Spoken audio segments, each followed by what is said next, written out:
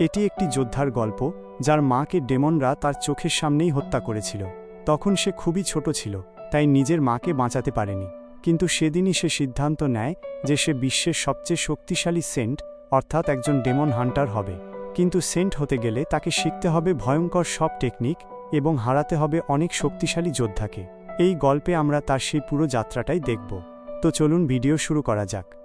গল্পের শুরুতে আমরা আমাদের মেইন ক্যারেক্টার মিংখুয়েনকে দেখি।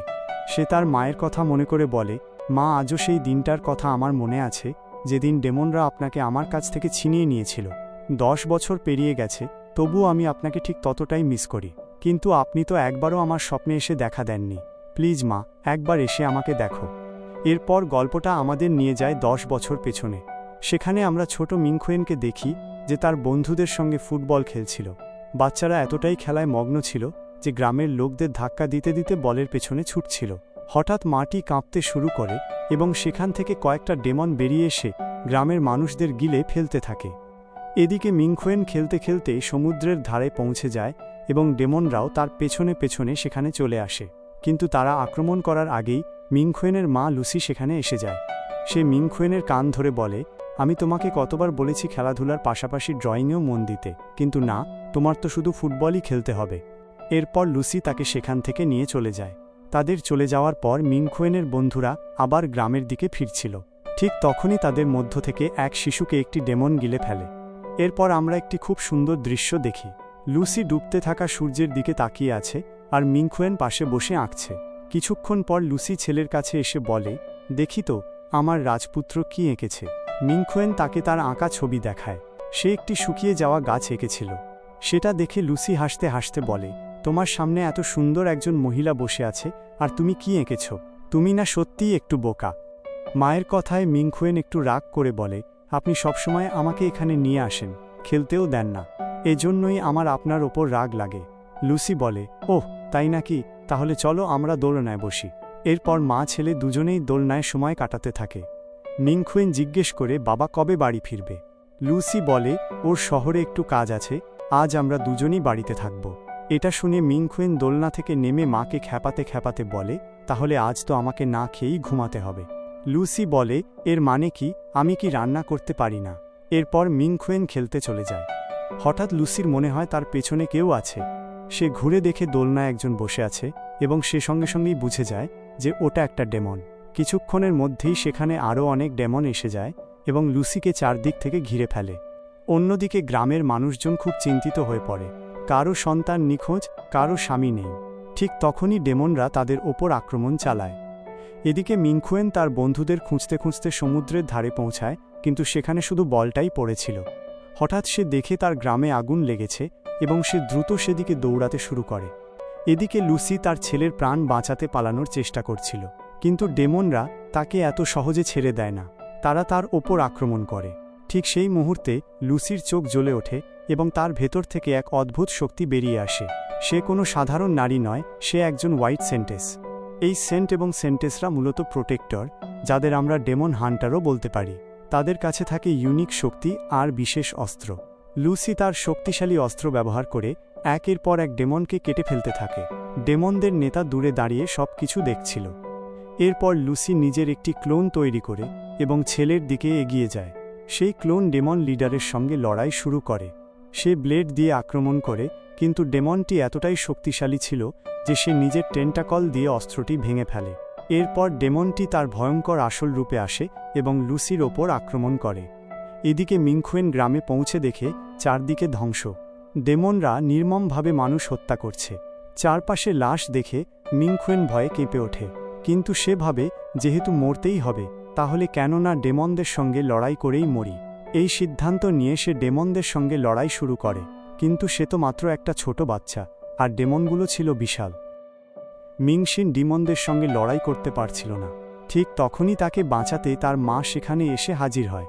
সে নিজের অস্ত্র দিয়ে সেই ডেমনটাকে মাঝখান থেকে কেটে ফেলে এবং তারপর মিংশিনের কাছে চলে যায়। মিংশিন তার মাকে দেখে খুবই কনফিউজ হয়ে যায়। সে বুঝতেই পারছিল না তিনি আসলে কে। সে জানতই না সেন্ট আসলে কি। এরপর সেখানে আরও কিছু ডেমন আসতে শুরু করে। লুসি খুব দ্রুত একের পর এক ডেমনকে কেটে শেষ করে দিচ্ছিল। ঠিক তখনই এক বিশাল ডেমন তার ওপর আগুন বর্ষণ করতে শুরু করে। লুসি নিজের শিল্ড দিয়ে সেই আগুন আটকাতে থাকে। ডিমনটা বুঝে যায় যে লুসির সামনে তার কিছুই চলবে না। ঠিক তখনই লুসি তার ওপর আক্রমণ করে। সে ভীষণ শক্তিশালী ঘুষিতে ডিমনটাকে মারতে থাকে এবং শেষে এক ভয়ঙ্কর লাস্ট পাঞ্চ মেরে তাকে গ্রামের বাইরে ছুঁড়ে ফেলে দেয়। সব শান্ত হয়ে যাওয়ার পর লুসি তার সন্তানের কাছে আসে, কিন্তু সে তাকে ছুঁতে যাওয়ার আগেই হঠাৎ করে তার ওপর আক্রমণ হয়। সেটা ছিল ডিমন লিডার। সে লুসিকে মারাত্মকভাবে আহত করে সরাসরি গিলে ফেলে। এই সব কিছু মিংসিন নিজের চোখে দেখছিল। সেই নিষ্পাপ বাচ্চাটা এসব দেখে ভেঙে পড়ে। এক ঝটকায় সেই ডিমন তার কাছ থেকে সব কিছু কেড়ে নিয়েছিল। ডিমনটা তখন মিংসিনকে বলে, তোমার মা খুবই সুস্বাদু ছিল, ওকে খেয়ে আমি খুব মজা পেয়েছি। এই কথা শুনে মিংসিন ভীষণ রেগে যায় এবং তাকে মারার জন্য দৌড়ে যায়, কিন্তু ডিমনটা এক ঝটকায় তাকে মেরে ফেলে এবং সেখান থেকে চলে যেতে থাকে, কারণ তার কাজ শেষ হয়ে গিয়েছিল। ঠিক তখনই সেখানে কিছু জাদুকরী ঘটনা ঘটে। অনেকগুলো প্রজাপতি এসে মিংসিনের ক্ষত সারাতে থাকে। কিছুক্ষণের মধ্যেই মিংসিন আবার জীবিত হয়ে ওঠে। একই সঙ্গে তার মুখে প্রজাপতির মতো একটি ডিজাইন তৈরি হয় এবং তার ডানাও বেরিয়ে আসে। সে এতটাই শক্তিশালী হয়ে ওঠে যে ডিমনটাকে শুধু চোখের শক্তিতেই এদিক ওদিক ছুঁড়ে মারতে থাকে। তারপর সে অসংখ্য প্রজাপতি ডিমনের দিকে পাঠায়। ডিমনটা বলে, আমার বিশ্বাসই হচ্ছে না, তুমি তো মাত্র 6 বছরের বাচ্চা, তোমার ভেতরে এত শক্তি এলো কোথা থেকে? এই কথাগুলোই ছিল তার শেষ কথা। এরপর মিংসিন তাকে সম্পূর্ণভাবে শেষ করে দেয়। ডিমন মারা যেতেই মিংসিনের ভেতরের সেই শক্তি মিলিয়ে যায়। সে আবার স্বাভাবিক হয়ে মাটিতে লুটিয়ে পড়ে। পরের দৃশ্যে আমরা দেখি মিংসিনের জ্ঞান ফিরে এসেছে। সে তার মায়ের কবরের সামনে বসে সবকিছু মনে করছে। সে বলে, মা, আমি সব মনস্টারকে শেষ করে দেব। ওরা তোমাকে আমার কাছ থেকে কেড়ে নিয়েছে। আমি শপথ করছি একটাকেও জীবিত ছাড়ব না, সবাইকে মরতে হবে। এরপর মিংসিন আমাদের বলে, আমাদের পৃথিবীতে ডিমনদের আক্রমণ দিন দিন বাড়তে থাকে। তারা মানুষ খেতে শুরু করে। তাতেও যখন তাদের ক্ষুধা মেটে না, তখন মানুষকে বাঁচাতে ইয়াংশু মাউন্টেন থেকে কিছু সেন্ট আসে। তাদের ডিমন হান্টারও বলা যায়। তাদের কাছে অলৌকিক শক্তি ছিল এবং তারা পৃথিবীর সবচেয়ে প্রাচীন সেন্টদের বংশধর ছিল। তারা ডিমনদের ধ্বংস করে মানুষকে রক্ষা করে এবং বড় বড় শহরে নিজেদের মনাস্ট্রি তৈরি করে, যাতে মানুষ সেখানে অনুশীলন করতে পারে। এই মনাস্ট্রিগুলোর দায়িত্ব ছিল সেন্ট ফ্যামিলিগুলোর ওপর। প্রথমে ছিল মেং, তারপর ইউন, তারপর বাই ফ্যামিলি। মূলত এই পরিবারগুলোর লোকদের মধ্যেই সেন্টের শক্তি ছিল। মিংসিন মেং ফ্যামিলিরই একজন বংশধর ছিল, তাই সেও একটি মনাস্ট্রিতে ভর্তি হওয়ার সুযোগ পায়। এখন তাকে কঠোর অনুশীলন করে সেন্ট হতে হবে, কিন্তু এটা মোটেও সহজ ছিল না। প্রথমে তাকে 5 রিয়াল অর্থাৎ 5টি স্তর অর্জন করতে হতো: foundation building, internal training, marrow washing, bodiless এবং শেষ ছিল আনাশ্রভা। এই 5টি টেকনিক সম্পূর্ণ করার পরই ইয়াংশু মাউন্টেনে গিয়ে আগুনের টেকনিক শেখা যেত। এরপরই কেউ সত্যিকারের সেন্ট হতে পারত। কিন্তু এই 5টি স্তর শিখতেই মানুষের পুরো জীবন কেটে যেত। শত শত মানুষের মধ্যে একজনই সেন্ট হতে পারত। কিন্তু মিংসিন শুধু সেন্টই নয়, আজ পর্যন্ত সবচেয়ে শক্তিশালী সেন্ট হওয়ার পথে ছিল। সে প্রতিদিন সেই ভয়ঙ্কর রাতটার কথা মনে করে অনুশীলন করত। এভাবেই কয়েক বছর কেটে যায়। এখন মিংসিন যুবক হয়ে গেছে এবং তার রেজাল্টের দিন এসে যায়।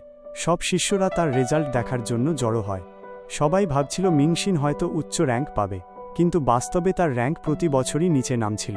এইবার সে 14 নম্বরে এসেছে। এটা দেখে তার বন্ধুরা একটু হতাশ হয়ে যায়। এক শিষ্য বলে, মিংসিন তো সারাদিন বই পড়ে বা প্রিন্টিং করে, তার র্যাঙ্ক কিভাবে উপরে যাবে? এরপর মিংসিন সেখান থেকে চলে যেতে থাকে। ঠিক তখনই এক শিষ্য তার পথ আটকে বলে, তুমি এই সেক্টে থাকার যোগ্য নও, এখান থেকে চলে যাও। মিংসিন বুঝে যায় যে তাকে লড়াই করতে হবে, তাই সেও প্রস্তুত হয়ে যায়। লড়াই করতে করতে সে ভাবে, আমার কনশাস মাইন্ড থেকে আমি জানি আমার ভেতরে একটা ইউনিক শক্তি আছে। যেদিন আমার টাউনে আক্রমণ হয়েছিল, সেদিনের পর থেকেই ডিমনরা প্রতিদিন আমার চিন্তায় আসে। আমার কনশাস মাইন্ড তাদের সঙ্গে লড়াই করে। শুরুর দিকে ডিমনরা খুব সহজেই আমাকে মেরে ফেলত, কিন্তু আমি বারবার জীবিত হয়ে তাদের সঙ্গে লড়াই করতাম। আমি জানি না কতবার লড়েছি। ধীরে ধীরে আমার শক্তি বাড়তে থাকে। এখন ডিমন মারতে আমার একটুও সময় লাগে না। তাই তুমি আমার সামনে কি? আমি আমার কনশাস মাইন্ড দিয়েই অনুশীলন করি। এই কথা কেউ জানে না, কারণ এটা আমার সিক্রেট। সবারই কিছু না কিছু সিক্রেট থাকে। আমার মায়েরও ছিল। এইসব ভাবতে ভাবতেই সে সেই শিষ্যকে পরাজিত করে। ভিডিওটি সম্পূর্ণ দেখার জন্য ধন্যবাদ। পরের পার্টের জন্য কমেন্ট করুন।